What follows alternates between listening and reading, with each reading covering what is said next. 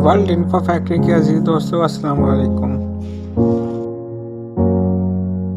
एक दफ़ा एक बादशाह को एक ख्वाब आया जिसमें हुजूर सल्लल्लाहु अलैहि वसल्लम दो लोगों की तरफ इशारा करके कह रहे थे कि ये लोग मुझे परेशान कर रहे हैं।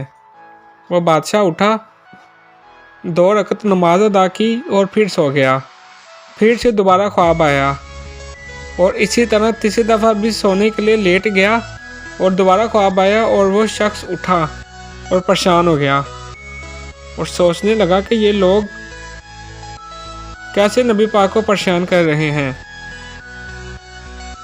तो उस बादशाह को कुछ समझ ना आया, तो उसने अपने मशीर से मशवरा किया और मशीर ने मशवरा दिया कि आपको फ़ौरन मदीना के लिए रवाना हो जाना चाहिए। तो वो बादशाह मदीना के लिए फ़ौरन रवाना हुआ, नहायत तेज़ रफ्तारी से मदीना पहुंचा और हाकिम मदीना ने इनका खूब इस्तकबाल किया। तो उस बादशाह ने हाकिम मदीना से ख्वाब के बारे में जिक्र किया, तो हाकिम मदीना ने यकीन दहानी करवाई कि अगर वो लोग मदीना में हुए तो हम ज़रूर ढूंढ निकालेंगे। और उसके बाद हाकिम मदीना ने तमाम लोगों को जमा किया और कहा जाता है कि दावतें आम दी गई थी और हर एक को बादशाह गौर से देख रहा था, लेकिन उनमें से कोई भी वो शख्स ना था जो ख्वाब में नज़र आए थे। बादशाह ने पूछा कि कोई शख्स रह तो नहीं गया। तो जवाब मिला कि 2 बुज़ुर्ग रह गए हैं जो नहायत ही नेक हैं, हर वक्त इबादत में मशगूल रहते हैं और किसी से मेल जोल भी नहीं करते।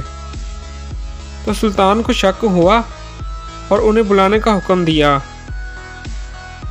जब वो आए तो सुल्तान ने उन्हें पहचान लिया। ये वही 2 आदमी थे जो नबी पाक ने ख्वाब में दिखाए थे। सुल्तान के पूछने पर उन दोनों आदमी ने बताया कि हम हज करने यहाँ आए थे और यहाँ पर आके आबाद हो गए हैं। सुल्तान उनके घर गए और जायज़ा लिया। वहाँ कुरान पाक के चंद नुस्खे और चंद इस्लामी किताबें मौजूद थीं और एक चटाई बिछी हुई थी।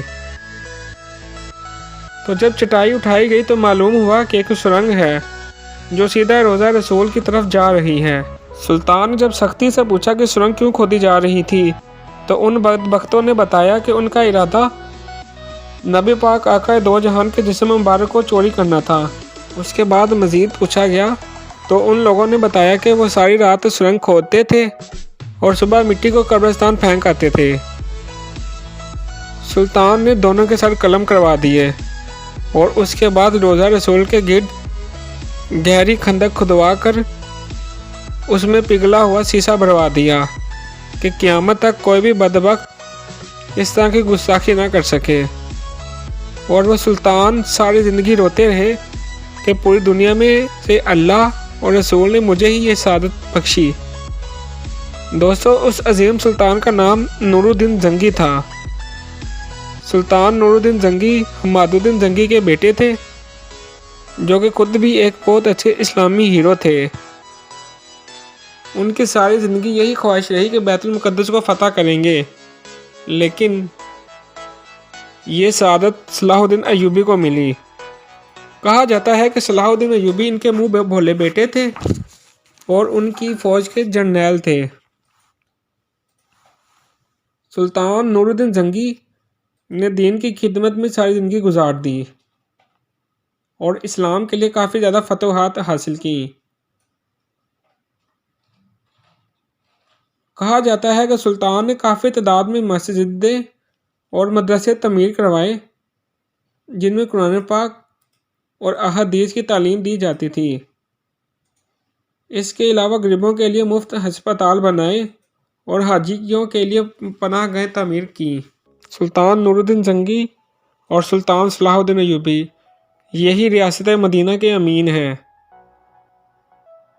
हमें आज मुसलमानों को और पाकिस्तान को ऐसे ही अजीम लीडरों की ज़रूरत है।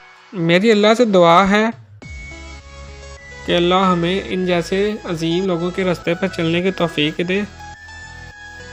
عزیز دوستوں، مزید ایسی اسلامی اور معلوماتی ویڈیوز حاصل کرنے کے لیے میرے اس چینل کو سبسکرائب کریں تاکہ آپ بآسانی نئی آنے والی ویڈیوز کو حاصل کر سکیں۔ تو ملتے ہیں اگلی ویڈیو میں۔ اللہ حافظ۔